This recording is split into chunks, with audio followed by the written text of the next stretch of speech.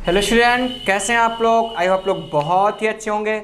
तो आइए आज मैं आपके लिए लेकर आया हूँ प्रोनाउन से संबंधित दूसरा पार्ट वीडियो, जिसके अंतर्गत मैंने आपको बताया था पहले पार्ट में कि प्रोनाउन क्या होता है, उसका यूज कैसे करते हैं किसी सेंटेंस में, उसकी आवश्यकता क्यों हुई, और साथ ही साथ मैंने उसके एक टाइप जिसको हम कहते हैं पर्सनल प्रोनाउन के बारे में बहुत अच्छे तरीके से आपको बताया था। कई सारे कॉन्सेप्ट मैंने आपको समझाए थे और उससे रिलेटेड कुछ एक्सरसाइज भी मैंने उसी समय आपको करवाया था। तो आइए आज की इस वीडियो में हम जानेंगे रिलेटिव प्रोनाउन के बारे में, जो कि बहुत ही ज्यादा महत्वपूर्ण प्रोनाउन है। ये आपके एकेडमी बैच से लेकर के कंपटीशन लेवल तक सारे एग्जाम्स में बहुत ही ज्यादा पूछे जाते हैं, इससे क्वेश्चन बहुत ज्यादा बनता है। तो क्या होता है रिलेटिव प्रोनाउन, इसका यूज कैसे करते हैं, आइए इन सारी चीजों के बारे में हम समझते हैं। तो आइए सबसे पहले मैं लिख देता हूं यहां पर क्या relative pronoun.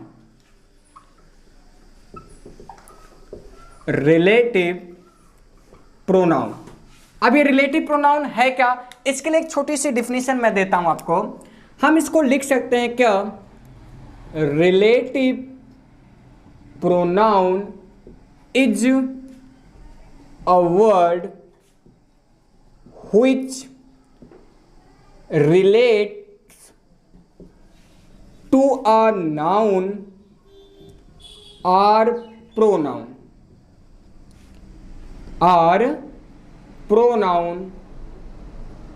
which is used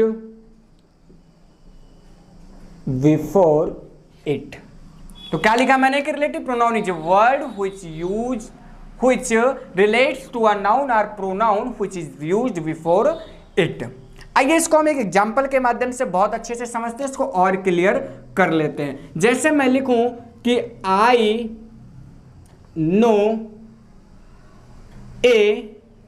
no Ram who teach Hindi. चलिए यहां पे हम समझेंगे कि सेंटेंस में क्या चीजें दी गई हैं। इसके पहले मैं आपको बता देता हूं उसकी हिंदी कि रिलेटिव प्रोनाउन होता क्या है। रिलेटिव प्रोनाउन वह प्रोनाउन होता है, रिलेटिव प्रोनाउन वह प्रोनाउन होता है जो अपने से पहले आए हुए नाउन को रिलेट्स करता है और जिसके उस नाउन को रिलेट्स करता है जिसके बारे में आगे इंफॉर्मेशन दी गई होती है। फिर से हमारी बात समझ लीजिए, रिलेटिव प्रोनाउन अपने से पहले आए हुए नाउन को रिलेट करता है जिसके बारे में आगे इंफॉर्मेशन दी गई होती है, अर्थात जिसके बारे में कुछ ना कुछ आगे बताया गया होता। आइए अब इसको हम समझते हैं। एक दूसरी डिफिनेशन मैं देना चाहूंगा, यह भी कह सकते हैं कि रिलेटिव प्रोनाउन वो प्रोनाउन होते हैं जो किसी संज्ञा के बाद आकर के किन्हीं दो अलग अलग सेंटेंस को जोड़ने का कार्य करते हैं। तो आइए पहले हम इसको समझते हैं। जैसे यहां दिया गया कि आई नो राम, तो यहां पे ध्यान देंगे आई क्या है आपका सब्जेक्ट है, नो क्या है आपका वर्ब है, राम क्या है ऑब्जेक्ट है। तो ऑब्जेक्ट में ये क्या है, नाउन प्रोनाउन क्या चीज है ये, जी हाँ ये क्या है आपका नाउन है। तो ये हु क्या है, इसकी बात हम बाद में करेंगे। टीच हिंदी आपका ऑब्जेक्ट और टीच आपका क्या है वर्ब है। तो यहां ध्यान दीजिए, कहा जा रहा सेंटेंस का मतलब क्या निकल रहा है, ये इसको ट्रांसलेट करते हैं। आई नो राम, मैं राम को जानता हूं, हु टीच हिंदी, अर्थात जो हिंदी पढ़ाता है। तो हिंदी कौन पढ़ाता है, आई पढ़ाता है या राम पढ़ाता है? जी हाँ, आप कहेंगे कि हिंदी कौन पढ़ाता है, राम पढ़ाता है। तो कहने का मतलब किसके बारे में आगे इंफॉर्मेशन दी गई, जी हाँ इस राम के बारे में ही आगे इंफॉर्मेशन सारी दी गई है। तो अच्छा ये बताइए, ये अलग अलग सेंटेंस हुआ, आई नो राम और आगे क्या टीच हिंदी, ये अलग अलग सेंटेंस हुआ, और इन दोनों को जोड़ने का काम कौन कर रहा है, हु कर रहा है। इन दोनों को रिलेट करने का काम कौन कर रहा है, हु कर रहा है।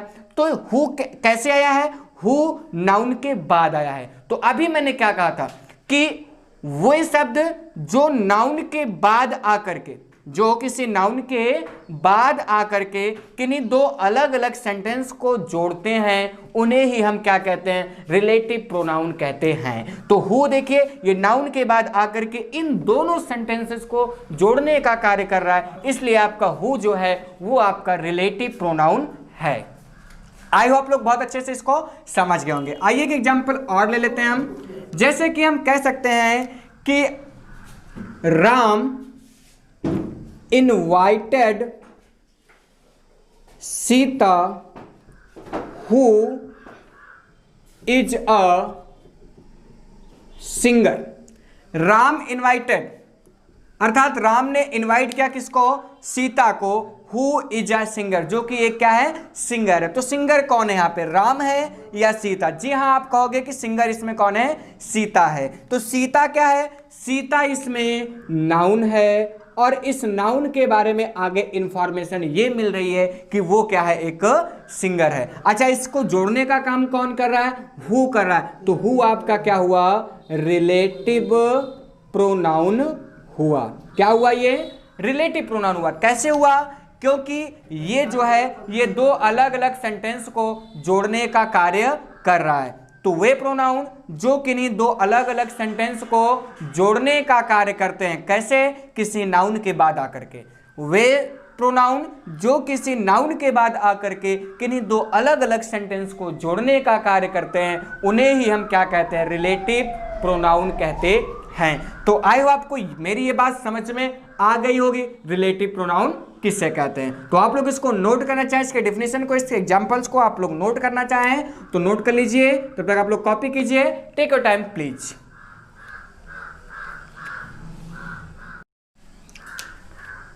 आइए अब मिलते हैं रिलेटिव प्रोनाउन में दो बहुत ही ज्यादा खास रिलेटिव प्रोनाउन से, जो कि बहुत ही ज्यादा लोगों को भ्रमित करते हैं। उनका यूज हम कैसे करते हैं, आइए इन सारी चीजों के बारे में हम जानते हैं। तो पहला आपका क्या है? हु, और दूसरा आपका क्या है? हुम। ये दोनों ही शब्द रिलेटिव प्रोनाउन के लिए यूज किए जाते हैं।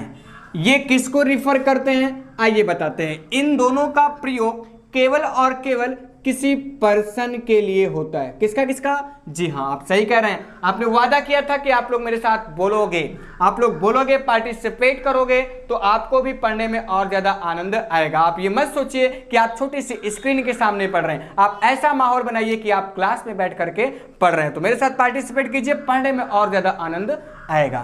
तो यहां देखिए, हु और हुम ये दोनों ही चीजें किसको रिलेट करती है? एक पर्सन से रिलेट करती है। अर्थात इनका प्रयोग केवल और केवल किसके लिए होता है? एक पर्सन के लिए ही होता है। ठीक, वो चाहे मेल हो या फीमेल हो। पर्सन का मतलब ही होगा कि चाहे मेल हो या फीमेल हो। तो कहने का मतलब इनका यूज कैसे होता है, आइए सेंटेंस के माध्यम से हम समझते हैं। जैसे कुछ सेंटेंस मैं यहां पे लिखना चाहूंगा। जैसे मैंने कह दिया कि she arrested an old man. She arrested an old man. अगला सेंटेंस क्या है? अगला सेंटेंस है the mob had beaten him. एक और सेंटेंस मैं लिखना चाहूंगा। दूसरा सेंटेंस क्या है? जैसे मैं लिखूं कि आई मेट सीता। अगला सेंटेंस इसी में देखिए क्या है कि सी वॉज गोइंग टू स्कूल। अब आइए हु और हुम के बारे में थोड़ा सा हम समझ लेते हैं। देखिए, जो आपका हु है वो आपका सब्जेक्टिव केस होता है।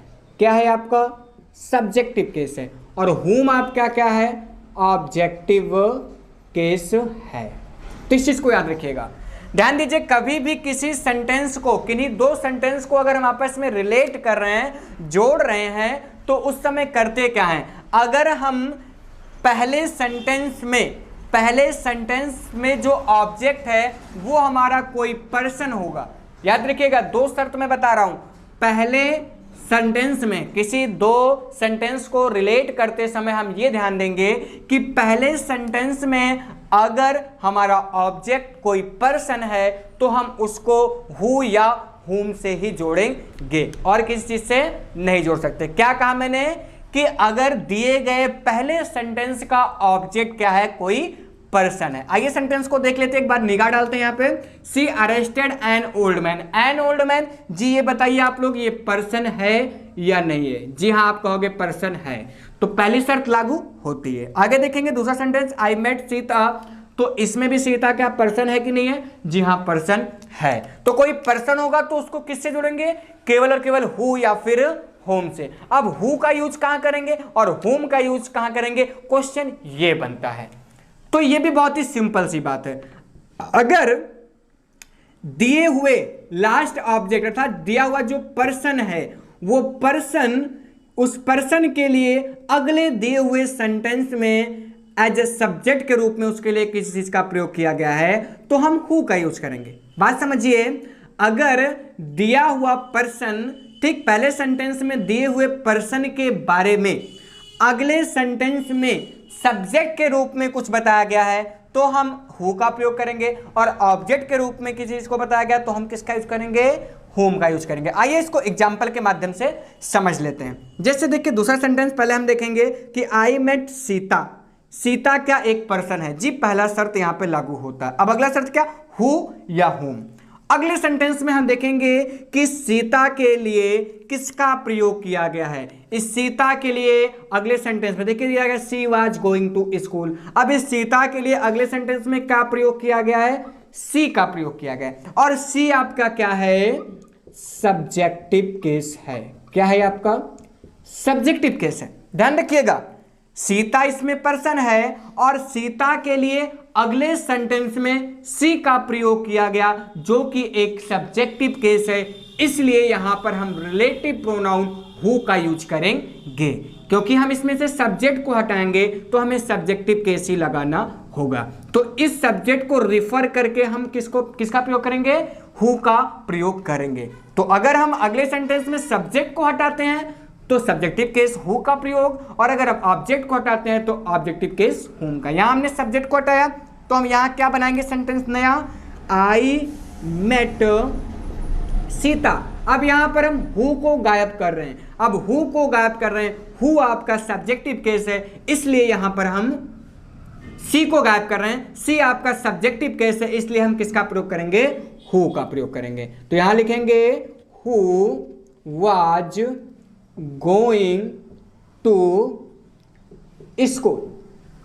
आयो आप लोग ये चीज समझ गए होंगे। अगर हम सब्जेक्ट को हटाते हैं तो हु का प्रयोग करेंगे, ऑब्जेक्ट को हटाते हैं तो हुम का। अगला सेंटेंस देखते हैं, she arrested an old man. She arrested an old man. An old man यहां पे आपका पर्सन है? जी हां है। अब अगले सेंटेंस में देखेंगे एन ओल्ड मैन के लिए क्या कुछ प्रयोग किया गया? क्या उसके लिए कोई सब्जेक्ट प्रयोग किया गया या कोई ऑब्जेक्ट प्रयोग किया गया? तो यहां पे देखिए the mob had beaten him. ध्यान दे पा रहे आप लोग, हिम का प्रयोग किया गया। ओल्ड मैन के लिए किसका प्रयोग किया गया? हिम का प्रयोग किया गया, जो कि क्या है? एक ऑब्जेक्टिव केस है। क्या है आपका? ऑब्जेक्टिव केस है। और जब ऑब्जेक्टिव केस रहेगा और ऑब्जेक्टिव केस को हटाते हैं तो हम क्या लगाते हैं? हुम लगाते हैं। तो यहां हमने ऑब्जेक्ट को हटाया तो सेंटेंस हमारा नया क्या बनेगा? She arrested an old man whom the mob had beaten। whom the mob had beaten। तो आई हो आप लोग को whom और whom में कंफ्यूजन क्लियर हो गई होगी, जो कंफ्यूजन आपका था वो दूर हो गया होगा। आइए मैं फिर से बता देता हूं, हु का प्रयोग कब करेंगे? जब हम अगले सेंटेंस से सब्जेक्ट को हटाएंगे तो हु का प्रयोग करेंगे, और जब हम अगले सेंटेंस से किसी ऑब्जेक्ट को हटाते हैं तो किसका प्रयोग करते हैं? होम का प्रयोग करते हैं। जैसा कि सेंटेंस से आपको क्लियर हो गया होगा। पहला सेंटेंस जो था आपका she arrested an old man. Old man के लिए यहाँ पे हिम का यूज किया गया, तो हिम आपका ऑब्जेक्टिव केस था, इसलिए हमने इन दोनों सेंटेंस को जोड़ने के लिए हुम का यूज किया। क्यों? क्योंकि ये आपका ऑब्जेक्टिव केस था। अगला सेंटेंस जो था I met Sita, she was going to school. अब यहाँ सीता के लिए सी का प्रयोग किया गया, जो कि क्या थी? जो कि एक सब्जेक्टिव केस है, इसलिए इस केस को हटाकर, इस सब्जेक्टिव केस को हटा करके हम क्या लगाएंगे? हु। अगर सब्जेक्टिव केस को हटाएंगे उठाएंगे तो हु, और अगर ऑब्जेक्टिव केस को उठाएंगे तो होम का प्रयोग करेंगे। आई होप आप लोग ये चीजें बहुत अच्छे से समझ गए होंगे। अब आइए इन्हीं चीज को सीखने के लिए हम बताते हैं आपको क्या एक बहुत ही अच्छी सॉल्व ट्रिक जो कि आपके लिए बहुत ही ज्यादा हेल्पफुल होगी। सॉल्व ट्रिक के साथ साथ हम कुछ एक्सरसाइज भी करेंगे। आइए देखते हैं क्या है चीजें वो। तो इसको आप लोग नोट करना चाहें तो उसको नोट कर लीजिए। Take your time please.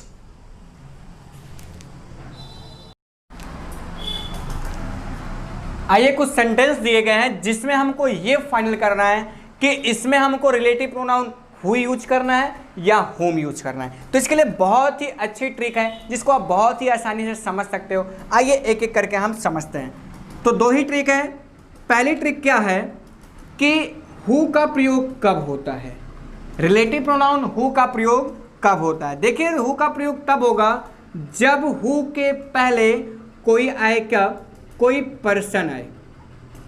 Who के पहले क्या है, कोई पर्सन आए और उसके बाद कोई ना कोई हेल्पिंग वर्ब हो या फिर क्या हो, मेन वर्ब हो, तब हम किसका प्रयोग करेंगे, हु का प्रयोग करेंगे। जैसे हमें कोई सेंटेंस दे दे, जैसे दिया गया he does not know the man dot dot dot hit the boy, तो अब इसमें आपको हु भरना है कि हुम।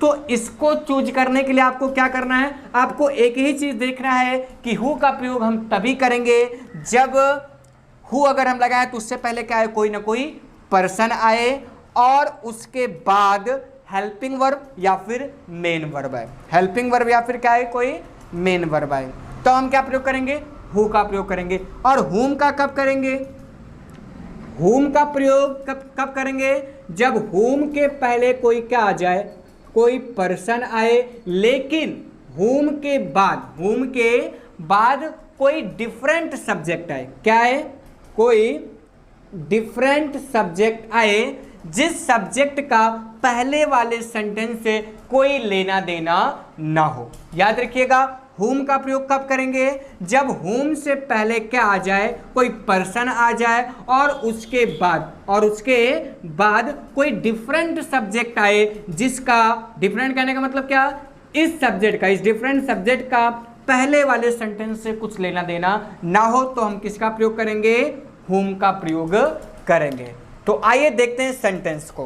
तो ये दोनों ट्रिक आप लोग बहुत ही अच्छे तरीके से याद रखिए। क्या, हु का प्रयोग तब जब पहले आपका क्या आ जाए, पर्सन, और उसके बाद हु के बाद क्या, कोई हेल्पिंग वर्ब या मेन वर्ब। हुम का प्रयोग कब, जब आपका पर्सन आए उससे पहले और उसके बाद क्या है, कोई डिफरेंट सब्जेक्ट है। अच्छा ये एक चीज और याद रखिएगा कि किसी भी रिलेटिव प्रोनाउन से पहले आने वाले शब्दों को हम एक शब्द में कुछ कहते हैं। जी आप क्या बता सकते हो उसको क्या कह सकते हैं, जी हाँ बहुत सही आपने कहा, एंटीसीडेंट कहते हैं। क्या कहते हैं, एंटीसीडेंट।